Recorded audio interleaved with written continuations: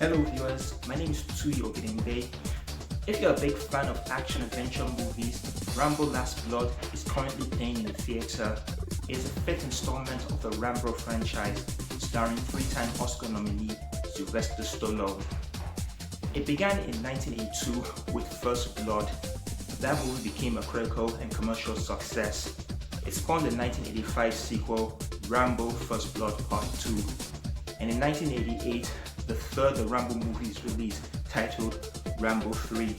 And in 20 years after that, the fourth Rambo is released. Here in the United States, it's simply titled Rambo, but in Europe, it's titled John Rambo. In this 5-part video, I'll be talking about each Rambo movies, the behind the scenes, the plot summary, how the Rambo franchise got started, and I'll be reviewing them. So this is the evolution of Rambo.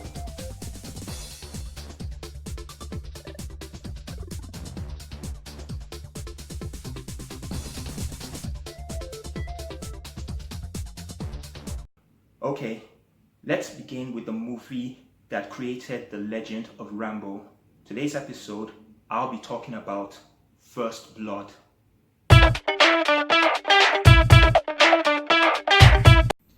First Blood was adapted into a screenplay from the 1972 novel written by David Morrell. When the novel was released in 1972, it received mixed reception. Time magazine slammed it for its over-the-top violence, but Newsweek praised it for its good storyline and the character of Rambo, who's a Vietnam veteran and suffering from post-traumatic stress disorder. It became a bestseller, and Hollywood were interested in turning the book into a movie.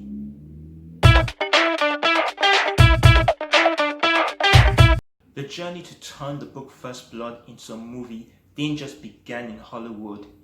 In Italy, Cuban-American actor Thomas Milian, who was a big star of Italian westerns and Italian crime/cop movies in the 60s and 70s, read the book and was very interested in turning it into a movie. He tried to persuade Italian film producers to turn it into a movie, but they weren't interested. So the book never got off the ground in the Italian film market. In Hollywood, however, big studios were very much interested. Columbia Pictures and Warner Brothers were trying to buy the rights to the book, but they weren't successful. But in the early 1980s, two film independent producers, Andrew G. Wagner and Mario Casa, successfully bought the rights to the book.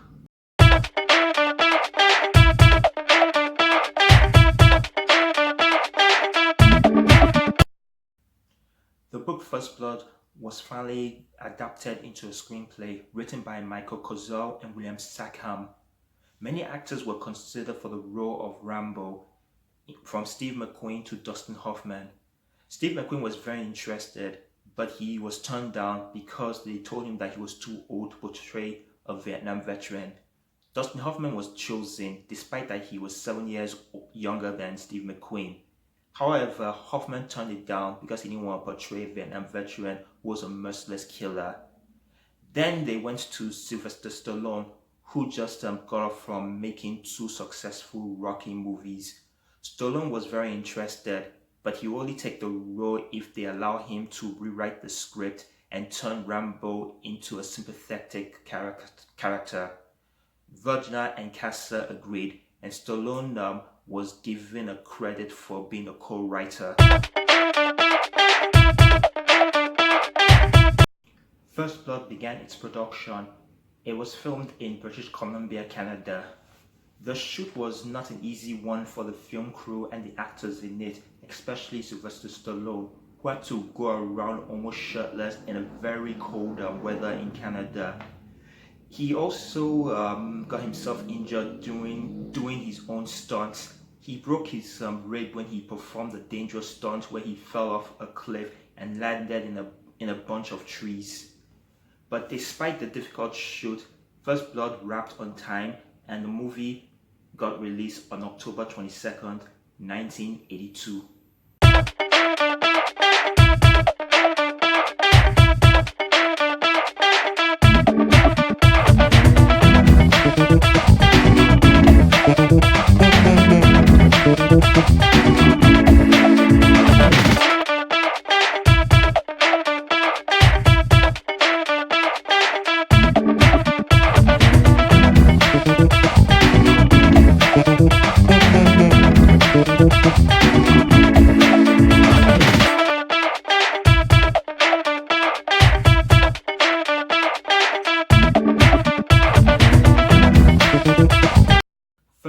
Blood is about a Vietnam veteran named John Rambo.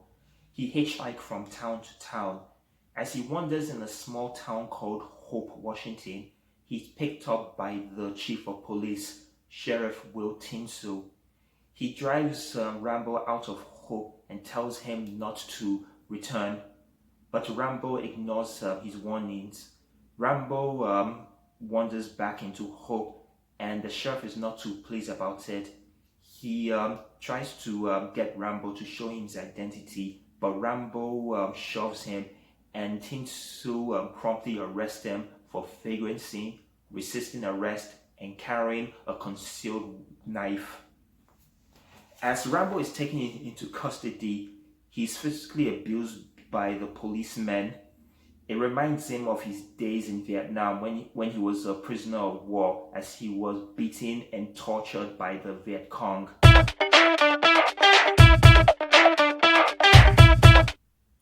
What really triggered Rambo into rage is when the policeman tries to dry shave him. He has a flashback where Viet Cong slices Rambo's chest with a knife. Rambo goes berserk and beats up every policeman in the police station. He breaks out of the police station, escapes the mountain, and becomes a fugitive. The manhunt hunt begins, and Rambo takes on the entire National Guardsmen and police, every police officers that are after him.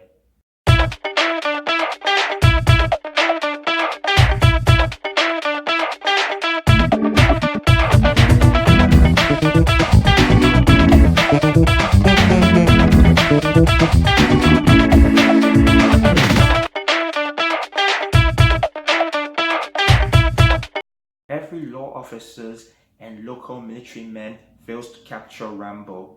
Their only option to bring Rambo back into custody is Rambo's former commanding officer, Colonel Samuel Trotman, who was brought in to capture Rambo before Rambo ends up killing everyone, including the town's sheriff, Will Tinsu, who has a personal vendetta against Rambo.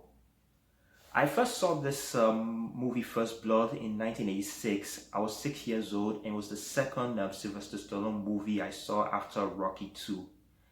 I enjoyed the movie very much. I liked John Rambo.